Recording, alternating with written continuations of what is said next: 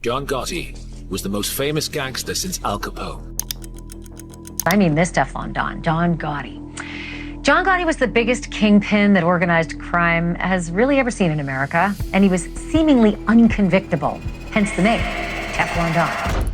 This isn't just any abandoned house. This is where John Gotti, the Teflon Don, the Dapper Don, the last great American mob boss, planned murders over Sunday dinner and counted millions while his children played in the next room. The front door hangs off its hinges, creaking in the wind like a warning from the dead. Inside, broken glass crunches under our feet as we step into what was once the most feared address in New York. The wallpaper peels like old skin, revealing the rotting bones of a mansion that once hosted the most powerful criminals in America. Welcome to 160-11 85th Road, Howard Beach, Queens. The house where the king of New York's underworld built his empire and watched it crumble. Where FBI wiretaps captured conversations that would topple the most powerful crime family in America. Where million-dollar deals were made in Italian whispers, and where the ultimate betrayal was planned by the man Gotti trusted most. This mansion holds a secret that destroyed everything. The FBI was listening to every word spoken within these walls, and Gotti's own underboss was helping them do it. Let's step inside and discover how this house became ground zero for the fall of American organized crime.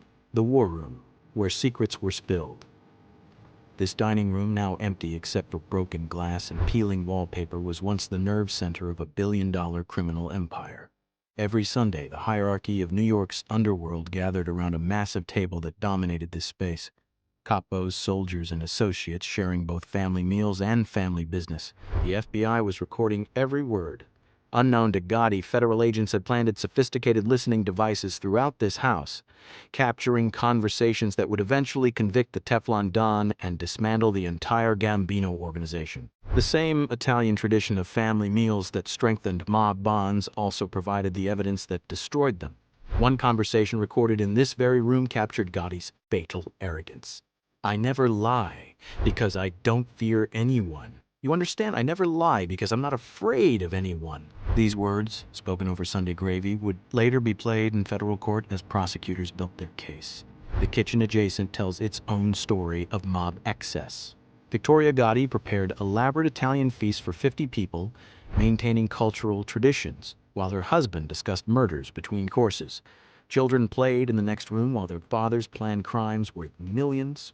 A surreal atmosphere that FBI agents later described as chillingly normal. But the most chilling detail, the china cabinet that once displayed expensive dinnerware now lies smashed and empty. Each piece had represented not just wealth, but the successful transformation of blood money into American aristocracy. Now it's just shards on a rotting floor. The master suite of a doomed king. Walking up these rotting stairs, we reach what was once John Gotti's private sanctuary. The master bedroom where America's most feared crime boss spent his final free nights, never knowing that his closest friend was planning his destruction. This room once reflected Gotti's obsession with image and luxury, custom Italian furniture, walk-in closets containing over 200 hand-tailored suits, each worth $3,000, and jewelry worth more than most people's homes. The gold-plated bathroom fixtures and marble surfaces weren't just vanity. They were psychological warfare. In the mob, appearance meant everything, but while Gotti was perfecting his image, the FBI was documenting every detail. Surveillance photos captured his daily routines, his visitors, even his wardrobe choices. His obsession with looking legitimate was actually helping federal agents build the case that would destroy him. The walk-in closet, now empty except for dust and cobwebs, witnessed late-night meetings with Sammy the Bull Gravano, the underboss who would ultimately bring down the entire operation. Picture the conversations that happened here, planning union takeovers, deciding the fate of rivals, and unknowingly providing Gravano with intelligence he'd later share with federal prosecutors. This bedroom held both the public face and private fears of America's most notorious crime boss. The same man who projected invincibility during the day probably never slept peacefully here, knowing that betrayal could come from any direction. He just never imagined it would come from the man sitting across from him at every meeting. Ground zero for the ultimate betrayal. This upstairs office, now stripped bare and covered in graffiti, was where the most devastating betrayal in organized crime history unfolded. It was in this room that Sammy, the Bull, Gravano, sat across from John Gotti while secretly recording their conversations for the FBI. Picture the psychological warfare that happened in this space. Gravano continued attending meetings, offering advice, and planning crimes with Gotti while wearing recording devices and reporting everything to federal agents. The level of deception required to maintain this double life while sitting face-to-face with one of America's most dangerous men is almost incomprehensible. The desk that once dominated this room was where Gotti reviewed financial reports from dozens of criminal enterprises. Bookmaking operations, loan sharking, construction company kickbacks, and union pension fund skimming. All of it flowed through this office, and all of it was being reported to the FBI by the man Gotti trusted most. The window that overlooks the backyard provided Gotti with a false sense of security. While he watched for surveillance from this vantage point, federal agents were already inside his organization, recording everything through his most trusted lieutenant. The irony is staggering. Gotti's obsession with loyalty created the very conditions that made Gravano's betrayal so devastating. The closer Gravano got to Gotti's inner circle, the more valuable he became to federal prosecutors. Trust became the weapon that destroyed trust. The bookshelf that once lined these walls contained actual business records from legitimate companies the Gambino family controlled. Construction firms, restaurants, trucking companies, and labor unions all maintained operations from this house, creating a paper trail that documented decades of criminal infiltration into legitimate business. The basement, where questions remain unanswered. Descending into this flooded, moldy basement feels like entering the underworld, literally. This space holds the darkest mysteries of the Gotti empire, secrets that FBI investigators are still trying to fully understand. The basement of a mob boss's house carries particular significance in organized crime lore. Multiple law enforcement sources suggest this space was used for the kind of conversations that couldn't happen upstairs, interrogations where people went down the stairs but didn't always come back up. The concrete floor, now cracked and water-damaged, may have witnessed scenes that federal prosecutors could only hint at during Gotti's trials. A small room off the main area contained what appeared to be restraints and soundproofing materials when investigators first examined the property. The FBI never publicly confirmed what happened here, but their reports described it as consistent with activities requiring subject restraint and noise suppression. The basement's ventilation system was unusually sophisticated for a residential property, designed to handle activities that generated odors or required air circulation beyond normal household needs. This level of preparation indicates that whatever happened down here was planned and systematic. But the basement also served more mundane criminal purposes. Hidden safes built into the walls contained millions in cash and records of criminal activity spanning decades. When federal agents finally obtained search warrants, they discovered financial records that detailed Gambino family operations across multiple states. The flooding that now dominates this space happened years after Gotti's imprisonment, as the abandoned house slowly deteriorated.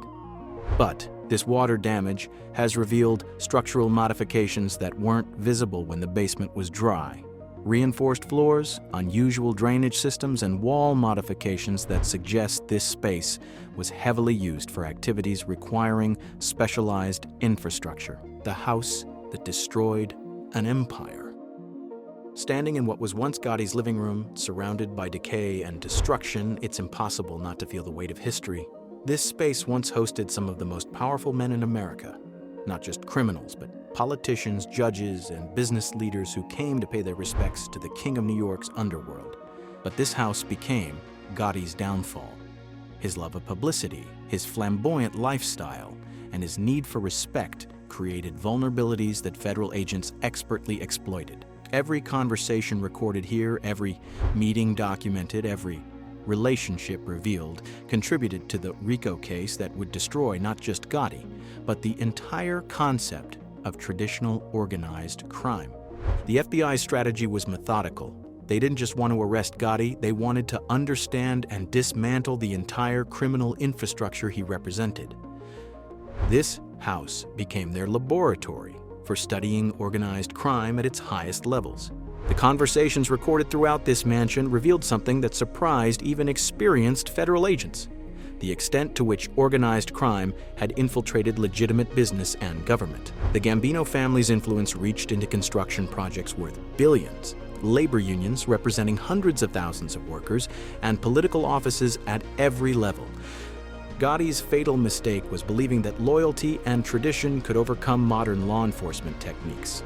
While he focused on maintaining old-world mob traditions, the FBI was using computer analysis, electronic surveillance, and psychological profiling to penetrate organizations that had operated successfully for decades. The house that was supposed to be Gotti's sanctuary became the source of his destruction. The family traditions that strengthened mob bonds also created the opportunities for surveillance that federal agents needed to build their case. What remains? John Gotti died in federal prison in 2002, serving life for murder, racketeering, and conspiracy. This abandoned mansion now stands as a perfect metaphor for his empire, powerful and feared for decades, but ultimately unsustainable. The house that once echoed with plans for violence, celebrations of wealth, and declarations of loyalty now contains only the sound of wind through broken windows and rain dripping through a damaged roof. The neighborhood has moved on, embarrassed by this reminder of a past they'd rather forget. But the most fitting end of this story is the silence. A house that once hosted America's most powerful criminals now hosts only urban explorers, vandals, and the occasional investigative journalist seeking to understand how such power could rise so high and fall so completely. The empire is gone. The emperor is dead. And all that remains is this crumbling monument to the inevitable fate of those who choose crime over law. They all end the same way, no matter how powerful they become. The Dapper Don's mansion tells that story better than any courthouse testimony ever could. Standing here among the ruins, one thing becomes crystal clear. This house didn't just witness the fall of John Gotti. It witnessed the end of an entire era in American organized crime. And sometimes the most powerful stories are told not by what remains, but by what's been lost forever. This exploration was conducted for historical and educational purposes, documenting the real consequences of organized crime on communities and the inevitable fate of criminal empires.